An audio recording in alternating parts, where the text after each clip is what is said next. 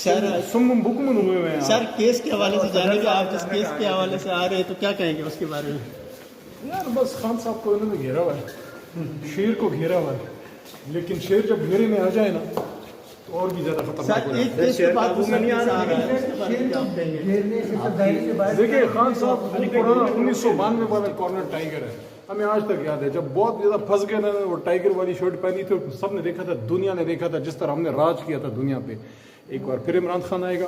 कल 18 अगस्त थी ना, कल के दिन खान साहब ने ओथ लिया था ममनून साहब से, और अल्लाह ममनून साहब की भी मगफिरत फरमाए, इस दुनिया में नहीं है। इंशाल्लाह इमरान खान साहब एक बार फिर ओथ लेंगे एज अ वजीर आजम वो पाकिस्तान। जो मोस्टली खबरें गर्दिश कर रही है डील होगी तो फिर बाहर आना होगा, वो क्या डील है? हमारी डील हुई है ना, अच्छा पाकिस्तानी कौम के साथ डील हुई है। पाकिस्तानी कौम के साथ हमारी डील हुई है। कैसे हैं शिराजी साहब?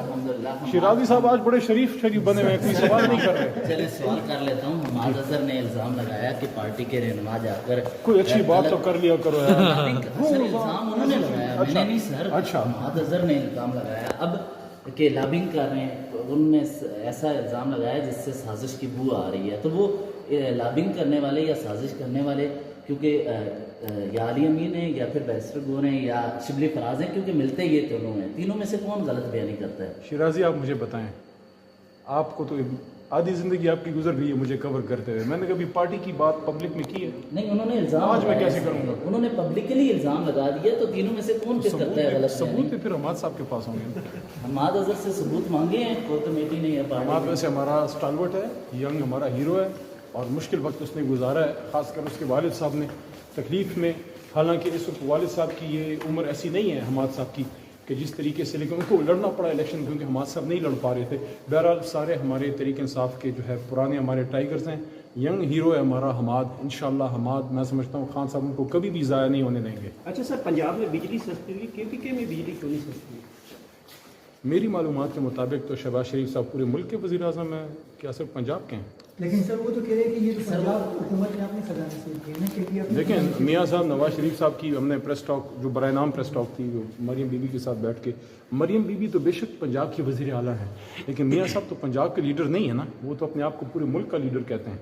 तो उनको पूरी मुल्क की बात करनी चाहिए, सिंध में, बलूचिस्तान में, और उसके साथ साथ जो ट्राइबल एरियाज़ हैं, और ख़ास कर ट्राइबल की मैं इसलिए बात करूँ कि वहाँ दहशत गर्दी के इशूज़ हैं, फिर खैबर पख्तूनख्वा, तो क्या इनका ज़िम्मेदार कौन है? क्या हुकूमत पाकिस्तान सिर्फ पंजाब की ज़िम्मेदार है?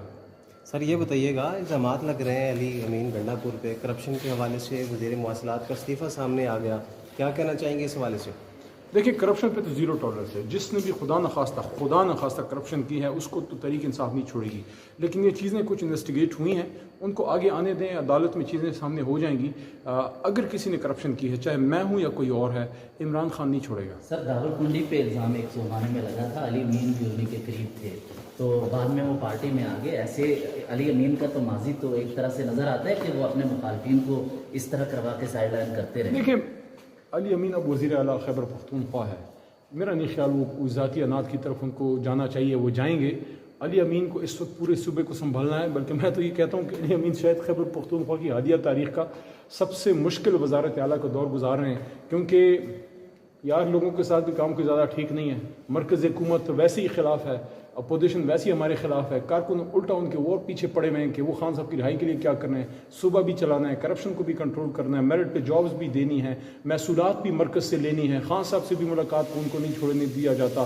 तो इस वक्त तो मेरे ख्याल में अली अमीन खान गंडापुर अपनी ज़िंदगी के एक मुश्किल तरीन इम्तिहान वाले दौर से गुजर रहे हैं। यार लोगों का जिक्र कर रहे हैं, यकीन कीजिए काबीना के इजलासों से ज़्यादा यार लोगों से मीटिंग्स के खबरें आ रही हैं उनकी। यार लोग अच्छे होते हैं, लेकिन मैं ये कहना चाहता हूँ कि बस थोड़ा थोड़ा मिलना चाहिए, ज़्यादा नहीं। ज़्यादा मुलाकातें अच्छी नहीं होती, बस हो गया ना यार, और क्या करते हो? ऊपर जाए, किधर? ऊपर आ जाए। किसके खिलाफ है हमारा बयानिया? हमारा बयानिया तो सिंपल है, हमारा बयानिया ये है कि 25 करोड़ का मुल्क है, देखिए ना, मुल्क किसका है? 25 करोड़ का है ना, तो 25 करोड़ को फैसला करने दें, जो उनको पसंद है उसको हुकूमत में आने दें। 25 करोड़ ने 8 फरवरी को अपने एक आदमी चुना है, आपको पता है कौन?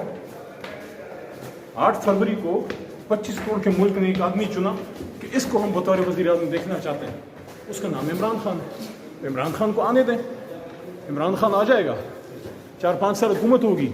अगर हम खुदा न खास्ता परफॉर्म नहीं करेंगे तो यही 25 करोड़ हमें बाहर कर देंगे।